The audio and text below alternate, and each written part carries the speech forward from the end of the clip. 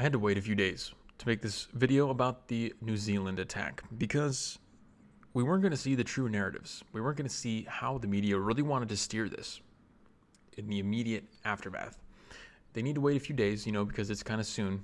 You can't just start pumping out the anti-white narratives or whatever it is, the anti-gun narratives immediately upon the attack. What you really want to say has to wait. It will come later. And this is the kind of thing that we're looking at now. The Christchurch shootings should implicate all white Australians. So the narrative on this, I'm not going to make this video about the narrative. The narrative is obvious. They're going to use this to go after gun control. They're going to use this to go after white people, conservatives, and they're going to make their way down from the tree. White supremacists who are terrorists. Anyone who supports Trump is a white nationalist. White nationalists are all white supremacists. It's a way for them to kind of target their political enemies. We already know this is how that event is going to be used. I want to talk about something a little bit different because I think there's something that everyone is missing on this. So even everyone that I usually look to for reasonable takes on situations like this, including Tim Pool, sometimes Joe Rogan, like Vince from the Red Elephants, all the guys on the right that I look to, I already know what everyone on the left is going to say, and they follow suit every single time with the same exact reactions. But they're saying this. They're saying this was a maniac. This was a crazy person. Of course, this had to be a crazy person. Joe Rogan just said on his podcast yesterday, you have to be a crazy person to carry this kind of attacks out, don't you? Isn't that you have to, right? Well, I think they're all wrong, and this is the scariest thing about this event. One thing that you must do if you're going to have any kind of opinion on this is you have to read the manifesto. So you have to read the guy's answers. He answers almost any question that you may have regarding why he did it, why he carried out the attack, what was the motivations.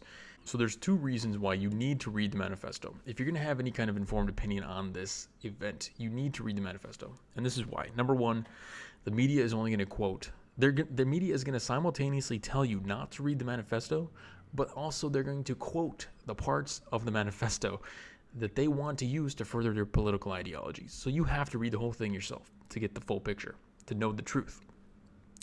And in the manifesto, you'll find that there's no real indications, no readily apparent indications of psychopathy or schizophrenia or narcissism or drug abuse or really evil influences. He wasn't abused as a child or anything like that. He doesn't mention anything like that. Unlike Stoneman Douglas, for example, where the kid obviously has a very troubled past with parental issues, drug abuse, psychotropic drug usage, things like that we can kind of look to and say, well, these are probably the main contributors to why this happened. None of those are present in this case. None of those are present in the New Zealand shooting. So all these people saying he's a maniac, he's this and that, what they're doing is, I think, first of all, they're copping out. And because they're trying to save face, because this guy is a nationalist. He's a white nationalist. And that's one thing that I think everyone on the right over there is kind of reluctant to admit. And their way of kind of compensating for that is by saying, oh, well, he's a maniac. The first opinion that you hear from anyone, Ben Shapiro, whoever it is, the first thing they say, because it's almost like required, is they have to say, well, this man was a maniac. He was this terrible, terrible person. Yeah, dude, we get it. You don't need to virtue signal. We all agree it is a terrible thing. But to write this off and to say that even after reading his manifesto, that the reason he did this is because he's simply a maniac, like he's crazy, that I think is absurd. And that is not what I gathered from the manifesto at all.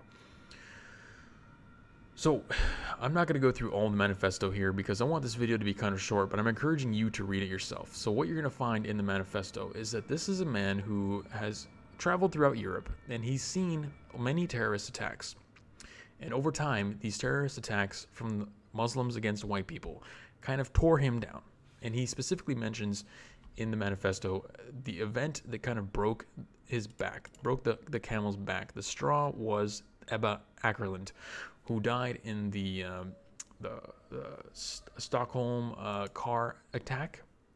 Basically, he says, he saw this picture of her, and how her body was basically chopped in half by this car, and that was it. Like, he just realized that his people, he has such a strong identity with his whiteness, his European ancestry, that he felt like his people were under attack. Okay, to him, this is a war. He's at war. This isn't, and this is why I think everyone who's saying that this guy's a maniac is wrong.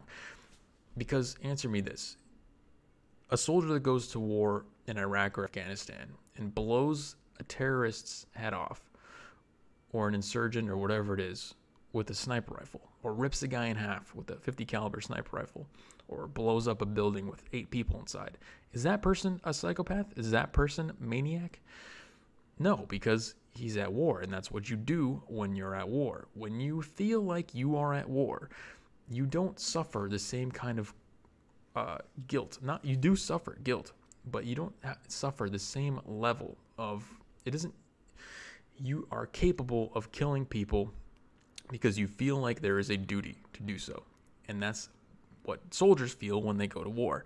This guy saw himself as a soldier, just like the Oslo shooter did, who killed 80 people a couple years ago. Same situation. Now, everyone's asking simultaneously, oh, are we in a civil war? When is the Civil War going to start, guys? It's happening. This is it. Okay? This was a battle in the war.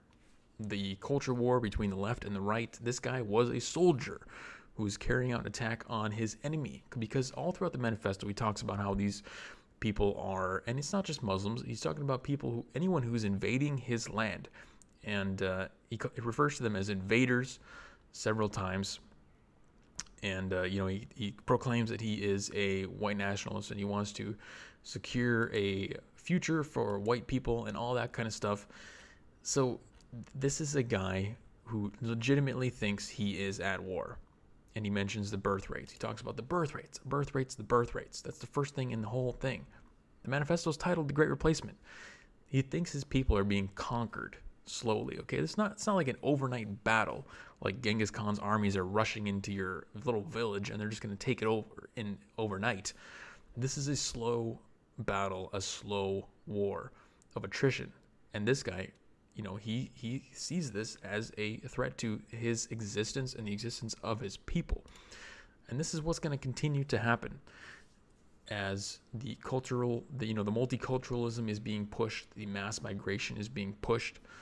He cites all these instances of France being overrun by immigrants, all these cities in Europe being overrun, and seeing this and thinking to himself, the native people are flourishing less than the immigrants. This isn't even going to be the same country in a few years. This is what he's saying to himself. And you can see this in the manifesto. Again, read the manifesto. He says he's not right-wing, he's not left-wing. He says maybe he's a socialist.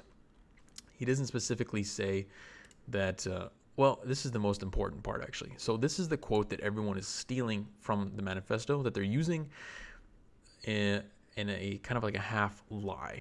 So he asks the question, are you a supporter of Donald Trump?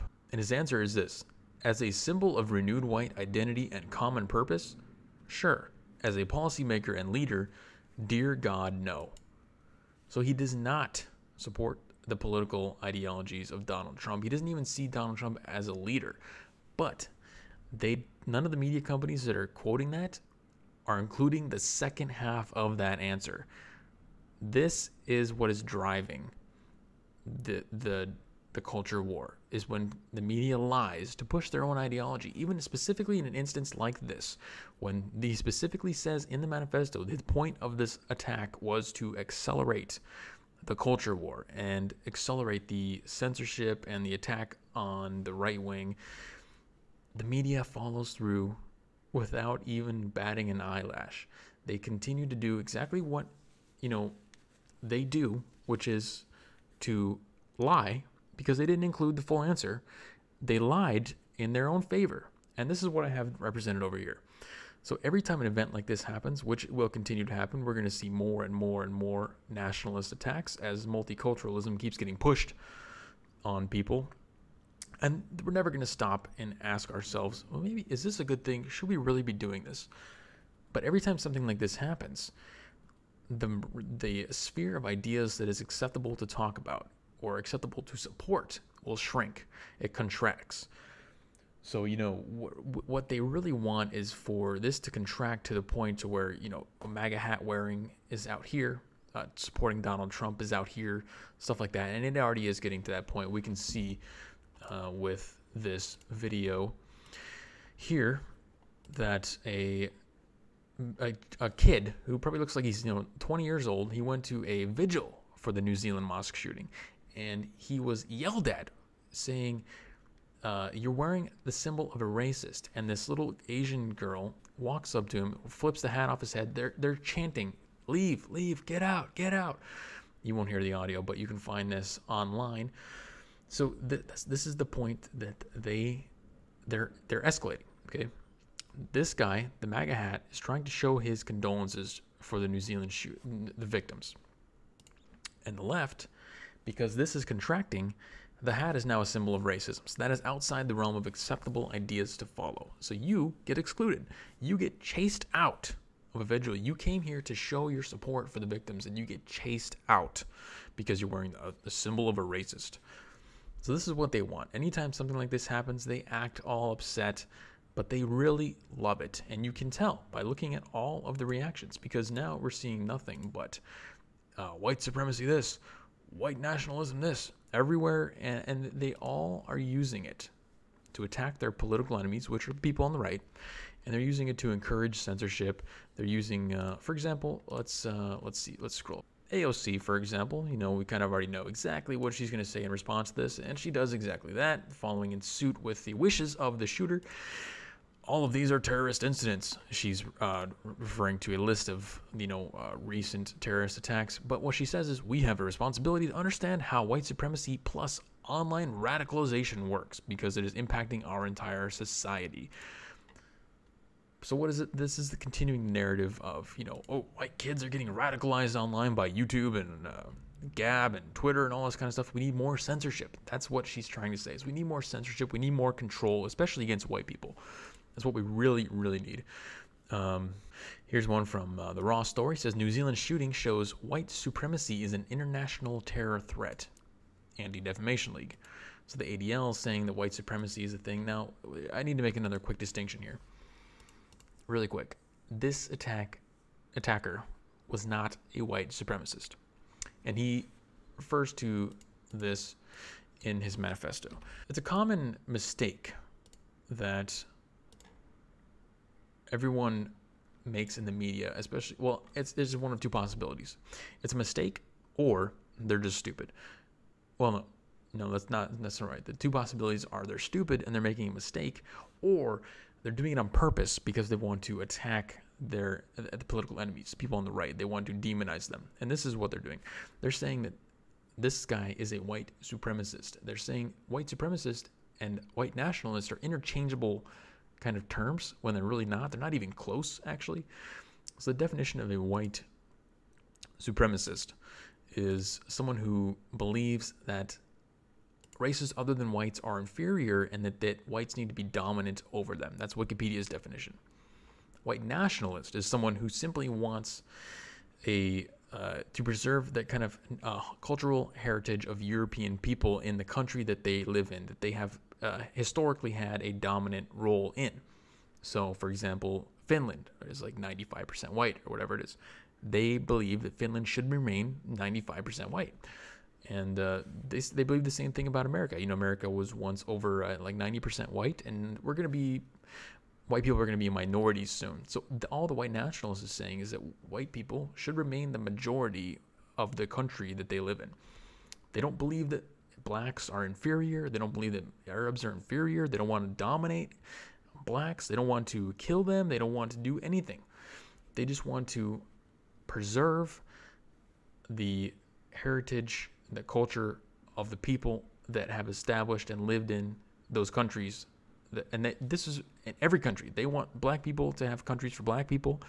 They want the brown people to have countries for brown people. They don't want the brown cultures to be invaded either.